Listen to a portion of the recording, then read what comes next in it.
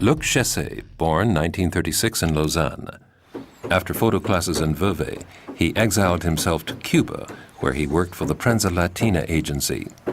He became the photographer of Fidel Castro and Che Guevara. In the 1970s, he returned to Switzerland, dedicating himself to depicting modern reality in publications such as Swiss Life.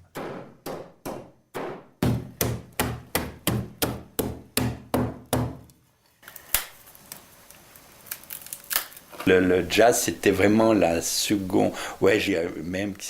was actually the passion of my life above that of photography. I couldn't earn my living as a jazz musician. You see, you have to be really talented, and it's always risky. Whereas photography at that time was a profession. To be Swiss meant you were starting out on the right foot, because there was a very established tradition of Swiss photography.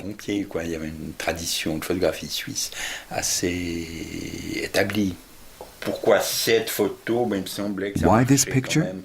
Well, it seemed to me that it worked relatively well.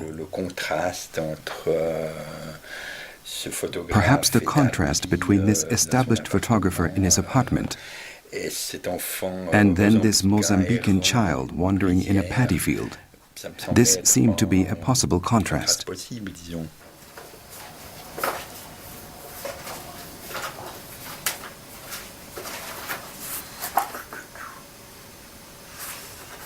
No, I am not a beatnik. I am, however, a third worldist.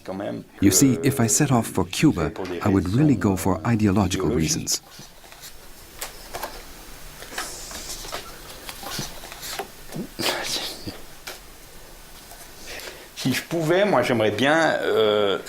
If I could, I would like best that this picture be preserved.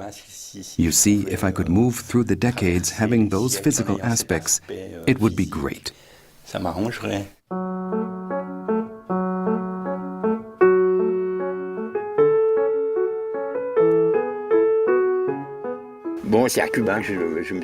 Well, it's in Cuba that I really educated myself, because I had been to school in Vevey, where it was nevertheless enormously normalized with the professors, who were old fuddy-duddies.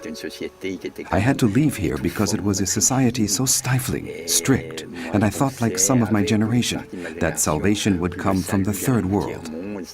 That's to say that third world revolutions should spread here in order to change things here, where everything appeared to be really fossilized.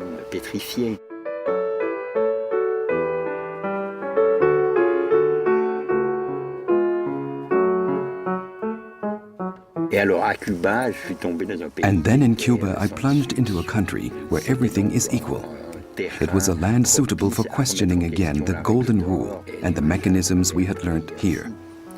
After a year, I was already more attached to Cuba than to Lausanne. I stayed there for 14 years.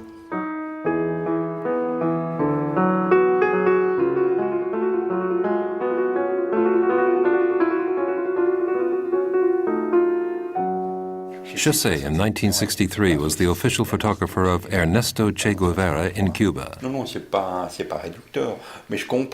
No, it isn't diminished, but I understand that in fact there is a sort of renewed interest, it seems, I don't know why, since about 1 year surrounding Che. Many books have come out that are certainly very beautiful and very interesting.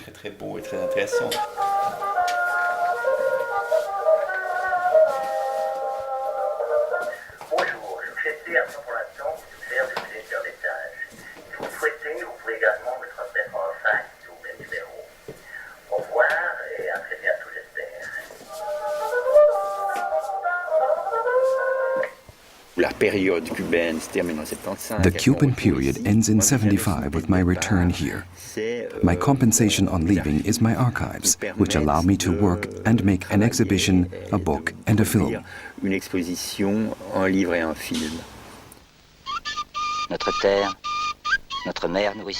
Our Earth, Our Mother Nature belonged to everyone. Each family had a dwelling and use of the fields for the necessities of life. The community looked after the welfare of the old and infirm. Our forefathers cultivated the sacred corn on the rich plains, which they knew would bring a good yield by praying to the favorable gods and by diverting the rivers. But the sky clouded over. The conquerors enslaved us. They stole our plains. With our blood and tears, they sowed vast fields of cotton and sugarcane. And these riches born of our entrails were transported in large boats to the other side of the world, to cities with names we didn't know and would never see.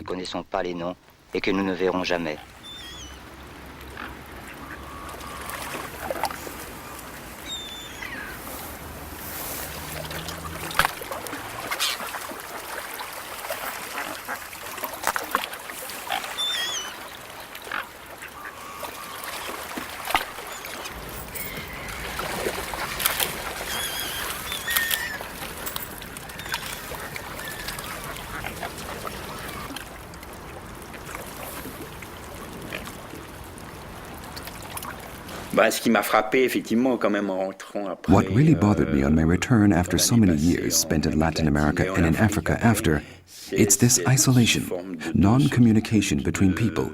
And in the bus, actually, this is probably the best place to see the difficulty people have in communicating.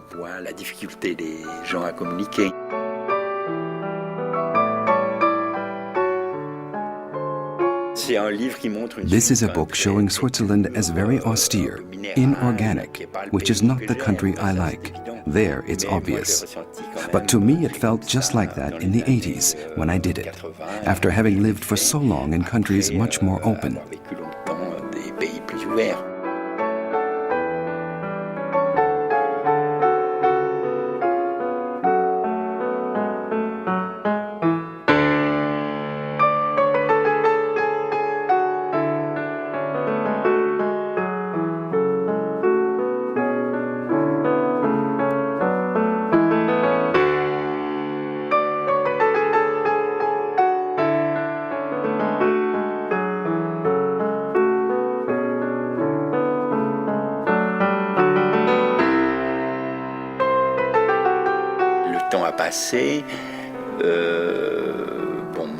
Time passes. I have changed, and the country has changed also, I think. Vidi, this was done in 2002 to 2003, and at that point it was not Switzerland, but Lausanne that concerned me. It has changed a lot, this hybrid city, and the objective in my work is exactly this multiculturality.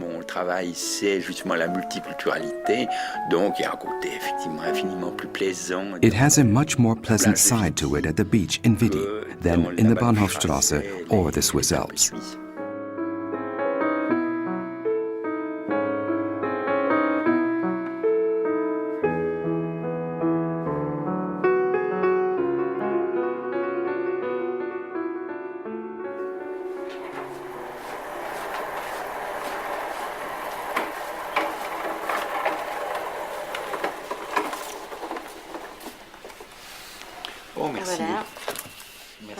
Well, some are in photography and others in geography. Ah, d'accord. Voilà. Merci.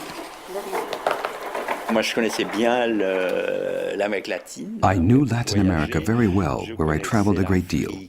I knew Africa, Africa at war through the International Red Cross, and Africa through aid development.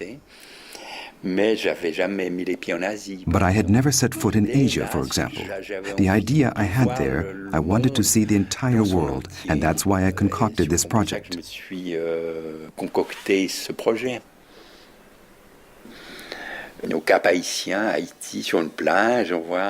At Cap Haitien in Haiti on a beach, you see an old man, obviously ill, who has dug his grave and who is in the process of burying himself alive. And two students who pass by on their way to school are indifferent to it. One photo like that may be able to provoke a pang of conscience in people and contribute to it not happening again. Ne se reproduisent plus. Good, because I have had an education perhaps ideological. I think also it is essential to avoid letting situations like that happen again. It has to be more fair and right. At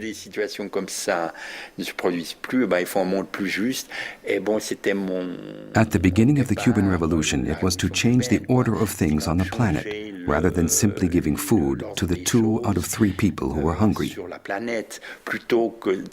Donner à manger à 2 ou 3 personnes qui ont faim.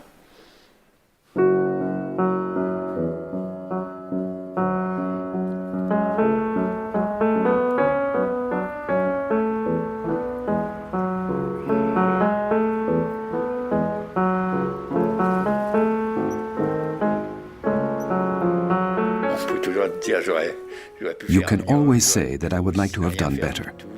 I could also have done nothing at all. I could have just stayed and developed films at Kodak, because that is what I did for a while after leaving school. I feel I have been responsible for my life. I don't have a secret drawer like some photographers have with books that have not been published. In this respect, books, exhibitions, I have really done what I wanted to do. Que j'ai voulu faire.